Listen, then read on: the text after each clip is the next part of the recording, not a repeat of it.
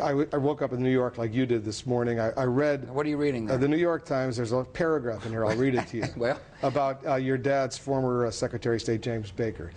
In his 1995 memoir, Mr. Baker said he opposed ousting Saddam Hussein in the Persian Gulf War in 1991 because he feared that such action might lead to an Iraqi civil war, to criticism from many of our allies, and to an eventual loss of American support for an occupation. Yeah. He was writing before September the 11th, 2001. And the world changed that day, Wolf. But Iraq had nothing to do with 9/11. Excuse me for a minute, please. The world changed that day because we had to deal with threats. No question, Saddam Hussein did not order the attacks. On the other hand, Saddam Hussein was viewed as a threat by the Congress, by the United Nations, and by the United States administration. And so James Baker was writing before the world changed.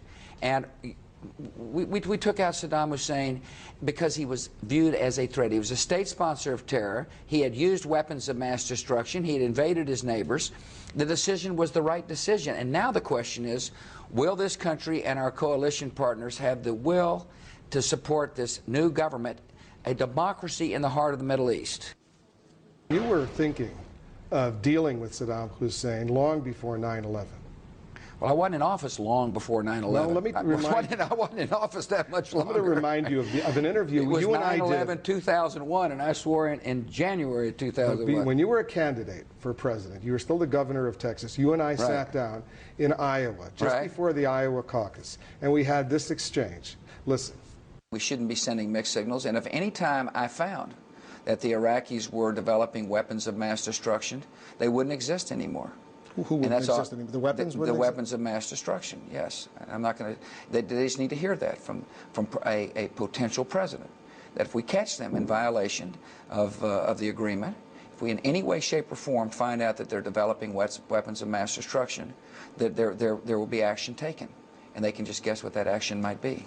The point, though, being that, at least to my mind, the weapons of mass destruction issue, in your mind, even as a candidate running for president, was a trigger potentially that could lead to war. Well, of course, I've used Saddam Hussein for what he was, a threat. He was declared a state sponsor of terror, Wolf, by previous administrations. But there are other countries that have been declared state sponsors of terror, like North Korea, like Syria, Cuba. You don't go to war against them. Well, North Korea hadn't invaded its neighbors. North Korea has, hadn't made declarations of intent. North Korea is relatively isolated compared to Iraq. Every threat must be taken seriously, and every threat must be dealt with in different fashion. I strongly stand by my decision to remove Saddam Hussein.